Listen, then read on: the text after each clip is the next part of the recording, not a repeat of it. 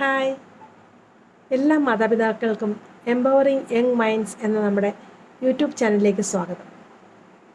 ഇവിടെ നമുക്കറിയാം, നമ്മുടെ കുഞ്ഞുങ്ങളെ വാർത്തെടുക്കുന്ന ഓരോരോ ടിപ്സും കാര്യങ്ങളുമാണ് നമ്മുടെ ഈ ചാനൽ വഴി മുന്നോട്ട് വരുന്നത്.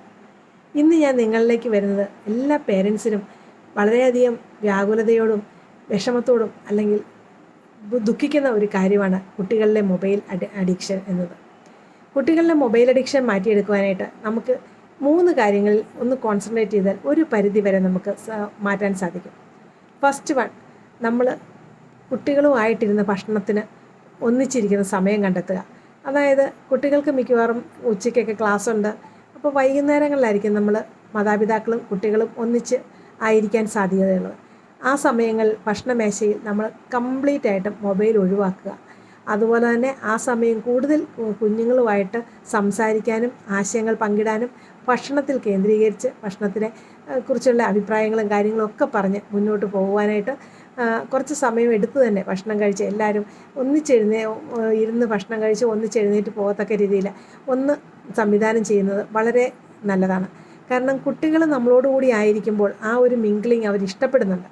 അത് നമ്മൾ കൊടുക്കുമ്പം അവർക്ക് ആ മൊബൈലിൻ്റെ മൊബൈലിൽ നിന്ന് കുറച്ച് മാറി നമ്മളൊരു സ്ട്രിക്റ്റ് റൂളാക്കുക.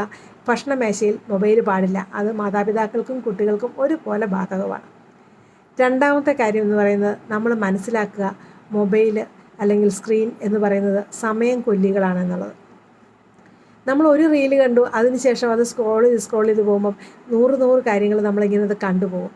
അപ്പം നമ്മുടെ സമയം പോകുന്നത് നമ്മൾ തന്നെ അറിയത്തില്ല. നമ്മൾ ആ സമയങ്ങൾ നമ്മൾ കുട്ടികളുമായിട്ട് സ്പെൻഡ് ചെയ്യുക, കുട്ടികൾക്ക് നമ്മളത് പറഞ്ഞ് മനസ്സിലാക്കി കൊടുക്കുക.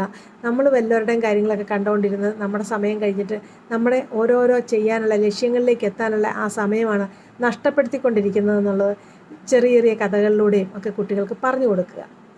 മൂന്നാമത് എന്ന് പറയുന്നത്, അവരുടെ ഹോബി എന്താണെന്ന് നമ്മൾ അറിയുക. അവരിൽ കുറച്ച് നേരം കൂടുതൽ ഇരിക്കുമ്പോഴും അവരോട് സംസാരിക്കുമ്പോഴും നമുക്ക് എല്ലാ ദിവസവും ഫാമിലി ടൈം ഉണ്ടായിരിക്കണം. അതായത് കുട്ടികളുമായിട്ട് സംസാരിക്കാൻ ഒരു ടൈം, കുട്ടികൾ നമ്മളോട് അടുപ്പം കാണിച്ച് അവരോട് സംസാരിക്കുന്നതിന് മറുപടി പറയുക മാത്രമല്ല, അവരുടെ കാര്യങ്ങൾ നമ്മളോട് പറയാനുള്ള ഒരു സ്വാതന്ത്ര്യം അവർക്കുണ്ടായിരിക്കണം. എന്ത് കാര്യവും എൻ്റെ അപ്പനോട് അല്ലെ എൻ്റെ അമ്മയോട് തുറന്നു പറയാൻ സാധിക്കും എന്നൊരു സ്വാതന്ത്ര്യം ഉണ്ടാകണം. അപ്പം അങ്ങനെ വരുമ്പം അവരുടെ ഹോബി എന്താണ്, അവർക്ക് ഇഷ്ടപ്പെട്ട കാര്യങ്ങൾ എന്താണ് എന്നൊക്കെ നമുക്ക് പെട്ടെന്ന് തന്നെ മനസ്സിലാക്കാൻ സാധിക്കും.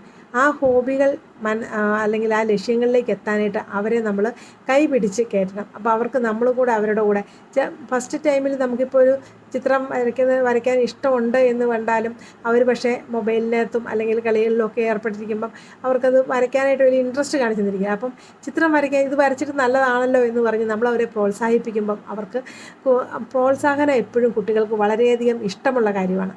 അപ്പോൾ അതുകൊണ്ട് അതിലേക്ക് നമ്മൾ മുന്നോട്ട് പോകുമ്പം കുട്ടികൾക്ക് കൂടുതൽ കാര്യങ്ങളിലേക്ക് വരാനും അങ്ങനെ മൊബൈലിൽ നിന്ന് ആ സ്ക്രീൻ ടൈം മാറി അവർ കൂടുതൽ അവരുടെ പ്രവർത്തന നിരതരാകാനായിട്ട് സാധിക്കുന്നു.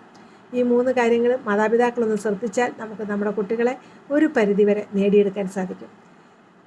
ഇന്നത്തെ ഈ ടിപ്സ് നിങ്ങൾക്ക് ഇഷ്ടപ്പെട്ടെങ്കിൽ ഷെയർ ചെയ്യുക, ലൈക്ക് ചെയ്യുക. അതുപോലെ തന്നെ നിങ്ങളെ എൻ്റെ യൂട്യൂബ് ചാനൽ ഒന്ന് സബ്സ്ക്രൈബ് ചെയ്യുകയും കൂടെ ചെയ്യുക. താങ്ക്